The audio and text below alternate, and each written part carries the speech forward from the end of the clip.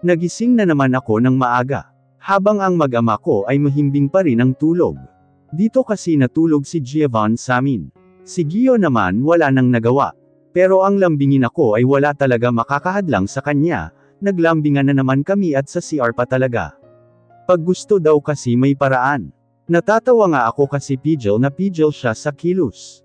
We keep silent na lang baka marinig kami ng anak namin. Dahan-dahan akong tumayo para hindi ko sila magising. Tumungo ako sa balcony. Humahaplos sa balat ko ang malamig na simoy ng hangin. Kaya napakapit ako sa robe ko. Habang dinadama ang lamig, naalarma naman ako dahil may humulik sa pisngi ko. Pagtingin ko ay si Gio. Oh God! His eyes, nose, mouth, everything to him is perfect. Kaya walang babae ang hindi aayaw sa kanya. Oh my! I surrender everything to him. I surrender all. I rape him ha. Namula naman ako sa sinabi niya. Ganon na ba ako kahalata? Naman kasi para tuloy akong ulol na aso na tulala sa kagwapuhan niya. No I'm not. Teka ang aga mo naman. Pag-iiba ko sa usapan. Nakakahiya kasi. Tumutulo na nga ang laway mo sa kakatitig sakin. He chuckled. Kinurot ko naman siya sa ilong niya. Huwag ka ngang mag-assume. Hindi naman siya tumawa o ngumiti man lang sa sinabi ko. Naging seryoso ang mukha niya. Parang may malalim siyang iniisip. May problema ba? Bumantong hininga siya bago nagsalita. Si Dad. He text me. Gusto niya daw ako makausap. Medyo kinahaban ako sa sinabi niya. Tungkol naman kaya kanino. Nang maging okay kasi kami ni Gio, wala siya ni isang binanggit tungkol sa papa niya. Then go. Talk to him. Baka importante yan. Hindi ko pinahalata kay Gio na kinakabahan ako. Ang totoo baka may gawin na naman ang kanyang papa sa amin. Ayaw ko nang may mangyayari at magkakalayo na naman kami. Kaya ito makikipag-usap baka nalaman na niya ang tungkol sa amin. Uuwi tayo sa Manila ngayon. Ha? Teka lang. Bakit kasama kami? Gusto ko makilala na nila Nay Norma ang anak natin. Mas lumakas ang tibok ng puso ko. Don't worry. I'm sure matutuwa sila pag makita kayo nila. Medyo kinakabahan ako Gio. Di ko alam kung ano ang sasabihin ko. Totoo naman kasi, alam ko na mag-uusisa sila anong nangyari sa amin. Maraming katanungan panigurado. Huwag ka nang mag-alala. Alam na nila ang lahat. Besides hindi rin sila nawawala ng pag-asa na mahanap ko kayo. Niyakap ko na lamang si Gio. Gusto ko na rin kasi makita sila Nay Norma. They became part of my life naman kasi. Hindi na rin ako papasok ngayong araw, at tinawagan ko na lamang si Mika, na siya na ang baalang tumawag sa mga gustong kumausap sakin. Hindi ko na rin pinareschedule ang mga meetings, dahil si Zeus na lang ang kakausap sa kanila. Naintindihan naman ni Zeus ang paliwanag ko, kaya hindi na siya tumanggi pa, kahit na alam kong fully loaded na siya sa trabaho. Excited nga siya eh. Di ko alam pero I smell something fishy. Minsan kasi nakita ko si Zeus na tinatitigan si Mika. Iba ang pahiwatig sa titig ni Zeus kay Mika. Gusto ko ngang itanong kay Zeus, kaso nahihiya akong pangunahan siya. Babe. Tila nag-iba ang tinig sa boses niya. Kaya humarap ako sa kanya. Mr. El Greco, alam ko ang ganyang tono ng pananalita mo. Di ka ba nagsasawang anuhin ako? No I'm not. Your body is my favorite taste ever. Nakaka-addict, everyday I am always obsessed. Nakiliti naman ako sa sinabi niya. Yan pa naman ang weakness ko sa kanya. You really know my weaknesses. Why you're so handsome. Pinagmasdan ko ang kanyang kilay, mata, ilong at labi. Lahat ay perpekto. Oh babe, you making me crazy. Sinunggaban niya kaagad ako ng matinding halik. Halos mawalan kami ng hininga. His hand massaged my chest, while my hand, oh my. Is that my hand? My hand massaged his abs. I heard him sound my name. Kaya pinagpatuloy ko na lang ang ginagawa sa kanya. Up and down ang ginagawa ko. Medyo kinakabahan ako at nanginginig ang kamay ko. Pero pagbubutihin ko ang gagawin ko sa kanya. I want him to be satisfied. Binuhat niya ako while my legs were wrapped around his waist. We're going to Giovan's room. Para mas makalugar kami. Baka marinig kami ni Giovanni lalo na pigil na talaga si Gio. I know he wants more. Kaya pagbibigyan ko siya. Nakahandusay na ako ngayon sa kama. Kay bilis ng pangyayari, habang tinatrabaho niya ako. Napapa sa bunot naman ako sa kanyang buhok. Again, hindi pa siya nakontento, nalalayan niya ang mga paa ko at ipinatong sa balikat niya. Isang matinding pagdiin ang ginawa niya. Kaya napasigaw ako. Please continue. I'm begging him to continue kung ano ginagawa niya. Just a few minutes I felt something. Sabay talaga kami when we finish. On the way na kami ngayon sa mansion. Sa eroplano pa lang ay kabadong-kabado na talaga ako. Nahalata naman iyon ni Gio, kaya ginawa niya ay minasahe na lang niya ang kamay ko. Si Giovanni naman ay busy sa panunood sa mga ulap, katabi niya rin si Dina. Oh God! I miss this place. Ilang minuto na lang ay malapit na kami sa mansion. Dito kami dumaan sa isang daan, kung saan nagsimula ang pag-iisang dibdib namin. Lahat ay naaalala ko. Pati ang pagpasakay sa akin ni Lucas dito. How can I forget everything, na isa ito sa pinakamasayang nangyari sa buhay ko, ang makilala si Gio. Wake up son. We're here. Isang malalim na buntong hininga ang ginawa ko, bago pa ako lumabas ng sasakyan. Dahil nga malayo pa lang kami sa tapat ng bahay, ay kita na namin ang kanina ko pang inaasam. Si Nay Norma at si Lisa. Iha, Ana, sabay silang sumigaw nang makita ako. Medyo may bumubuo nang ang luha sa gilid ng mata ko. I don't know pero na-miss ko talaga sila ng sobra. All of them, si Nay Norma, Lisa, Kuya Robert at Kuya Renato, lahat sila ay nandito pa. Reminiscing the memories. I love those random memories that make me smile, no matter what is going on in my life, at si Gio yun. Ang nagpakilig, nagpatibok at bumihag sa puso ko. Kamusta ka na? Sobra ka naming na-miss. Salamat sa Panginoon ay nakita rin kayo ni Gio. Medyo naluluha na rin si Nay Norma habang nagsasalita. Hindi ko na rin napigilan ang mapaluha, kaya nagpapunas-punas ako ng kaunti sa gilid ng mata ko. Ay nako, ito na ba ang anak niyo? Ang bunga ng pagmamahalan niyo. Kay gwapong bata neto. Salamat sa Diyos may aalagay na rin ako. Tumawa kaming lahat sa sinabi ni Nay Norma. Nahalata talaga sa kanyang mukha ang pagkasaya lalo na sa anak namin. Nako Ana, ang ganda-ganda muna, ay hindi, mas lalong gumanda.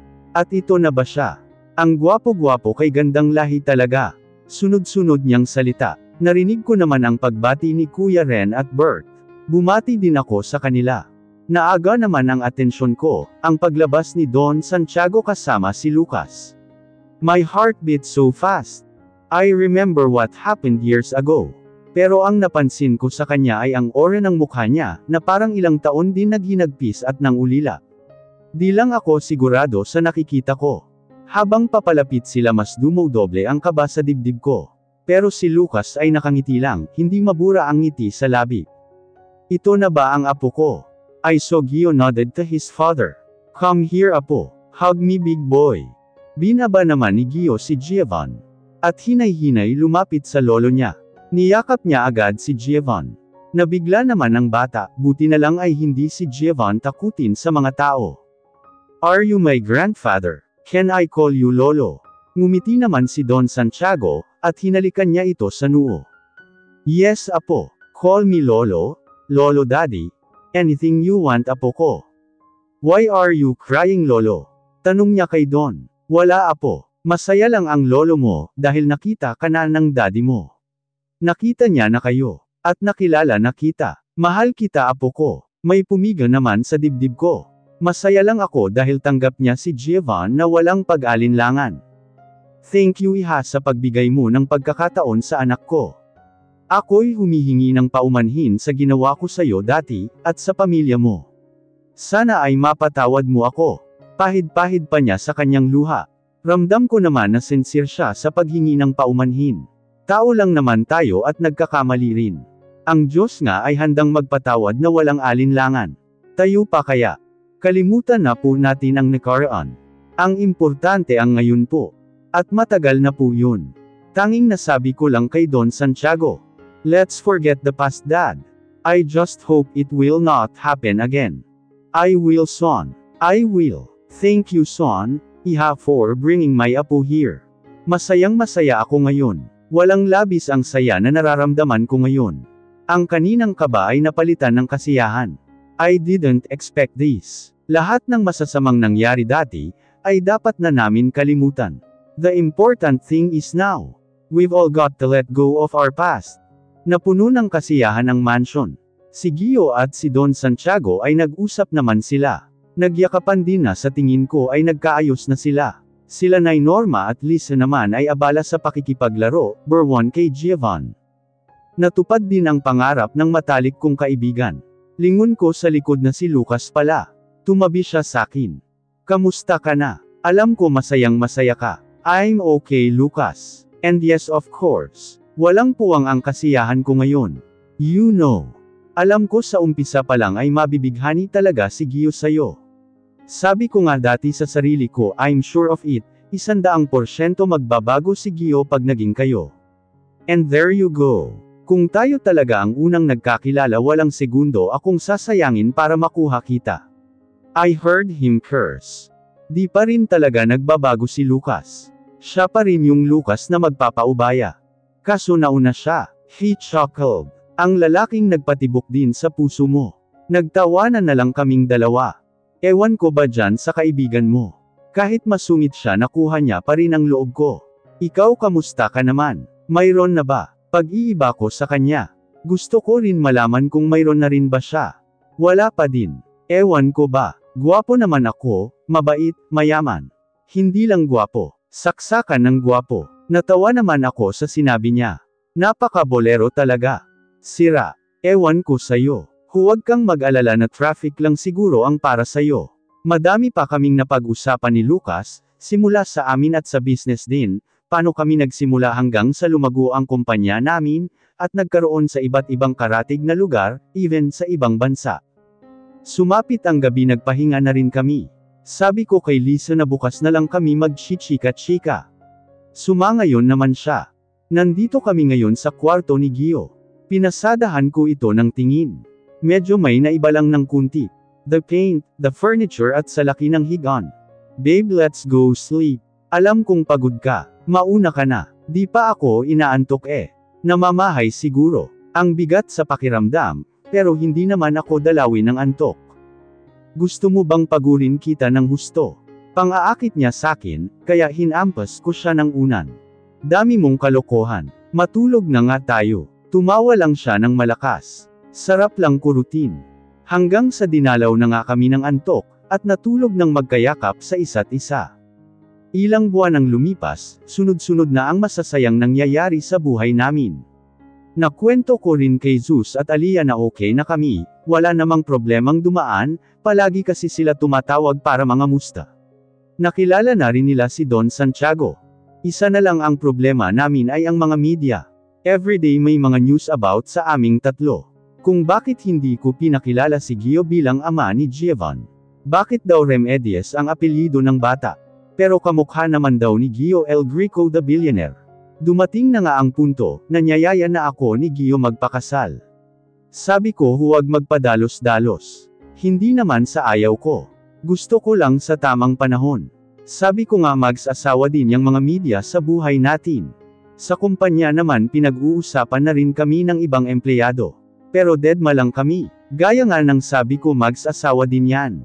Habang nag-aayos ako ng mga gamit sa bahay, naaga pansin sakin ang tumatawag. It was Gio. Hello. Hi babe. Tapos na ba kayo mag-ayos? Nag-aayos kasi kami ni Dina at Kuya Bert ng mga gamit dito sa bahay namin sa Cebu. We will be moving to Manila. Actually sa mansion ni Gio. Lalo na ngayon matanda na ang papa niya. Plano niya sa mansion na tumira si Don Santiago. He begang, sa una tumutol ako sa pagtira namin sa mansion, pero kalaunan napapayag niya din ako. Malapit na po matapos. Bakit ba? Di ba you have a meeting, pero bakit ka tumatawag sakin? Babe focus ka nga dyan. Ayan na naman siya, hindi mapakali lalo na pag whole day kami hindi nagsasama. Ilang minuto, oras lang tatawag ulit siya. I just want to make sure you're okay. Nako, ang sweet talaga. Babe don't worry about me. Kasama ko naman di ba si Dina and si Kuya Bert.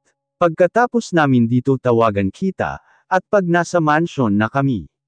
Okay, paliwanag ko sa kanya para mapanatag na siya. Fine, basta tumawag ka agad. Update me ha. Yes boss. Good. By the way, I gotta go. I love you. Matapos magpaalam ni Gio, bumalik uli ako sa ginagawa ko.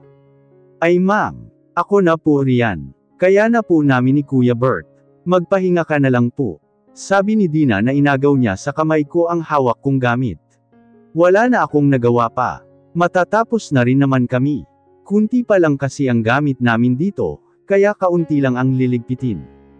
Paikot-ikot na lang ang ginawa ko sa bahay, baka may nakalimutan pa kaming gamit. Ilang minuto lang ay natapos na din sila Dina. Nakita ko naman si Dina na may katawagan, sakto lang din papalapit na ako nang matapos siya sa pakikipag-usap. Hindi na ko nag-mind kahit na parang may something sa kanya. Medyo kasi nagulat siya nang makita ako.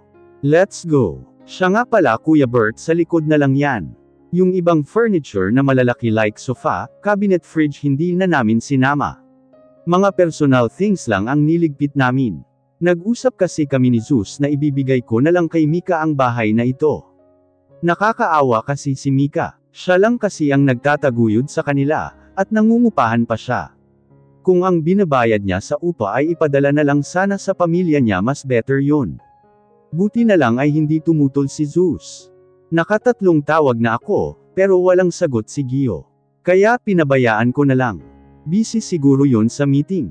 Uuwi naman rin siya mamaya sa mansion. Kaya ginawa ko ay nag-text na lang sa kanya. Bago pa man kami dumiretso sa mansion, tumawag si Lisa. May mga pinapabili kasi si Nay Norma, kaya sabi ko okay lang naman.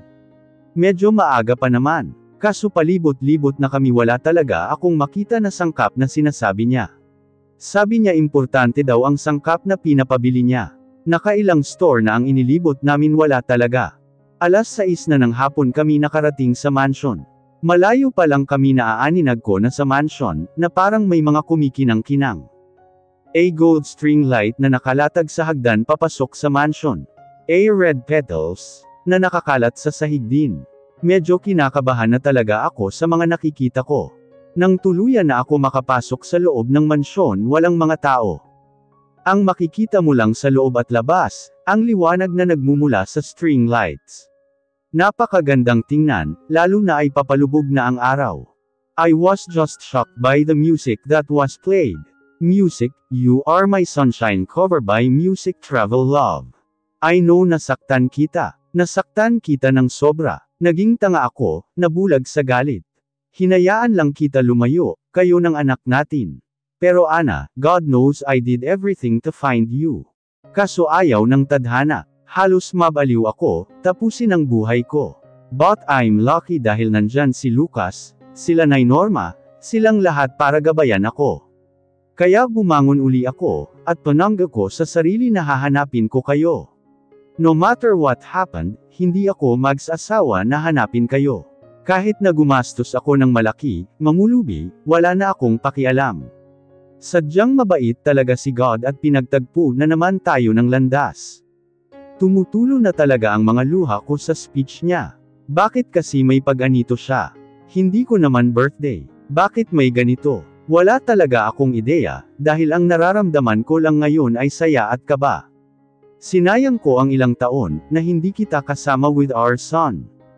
Hindi ko nasaksihan ang paglaki ng tiyan mo, mga pagkain na pinaglilihian mo para ako ang bumibili. Sa panganganak mo at pagpupuyat paggabi, sa kakulitan ng anak natin. First walk, first word kung daddy or mommy.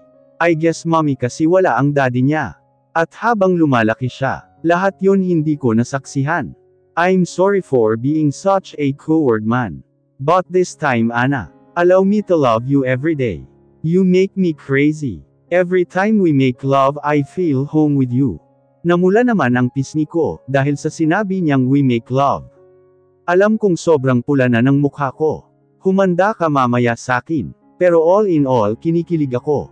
I want you in my life, because you're the first person I wanna look at when I wake up in the morning. And I want to have kids with you. Maraming anak. I'm here now, I'm here forever, and I want to spend my life with you. And our kids. I was trying to think of a clever way to say this. I tried to think something romantic, to make it special. Na hinding-hindi mo makakalimutan. You make me happy, babe. You complete me, and I want you to be my wife. Ana Remedios, the love of my life. Will you marry me? Sakto lang ang timing ng magsalita si Gio. Lumabas sila Lisa, Alia, Lucas, Dale at kasali rin sila Kuya Bert at Ren, na may mga hawak na karatula na ang nakalagay ay Will you marry me? At ang huli ay ang baby boy ko na may hawak na isang maliit na box. Papunta siya ngayon sa amin. Ibinigay niya ito sa daddy niya. Pagkabigay ni Giovanni ay sabay naman ang pagluhod ni Gio. Ilang segundo akong hindi nakapagsalita. Para akong napipi dahil sa gulat. Ramdam ko naman ang tensyon ng lahat. Alam ko na hinihintay nila ang sagot ko. I feel my tears just fell down. My heart beats so fast. This is the happiest day of my life. Wala sa sarili kong siniil ng halik si Gio, at sinabi ko sa kanya ang hinihintay niyang sagot. Yes. Yes. Gio, I will marry you. Naghiyawa naman silang lahat. Hindi rin mapigil nila Lisa at Alia ang mapatili, na dinig ko talaga. Niyakap naman ako ni Gio kasama si Giovanni na karga niya. Pinunasan ko ang isang hibla ng luha sa gilid ng mata niya. Hinalikan ko ulit siya at tumugon naman siya. I love you, babe, soon to be my wife El Greco. You don't know how much you make me happy. I love you so much, babe. I love you too, babe. Sa araw na ito ay walang labis ang kaligayahan sa buhay ko.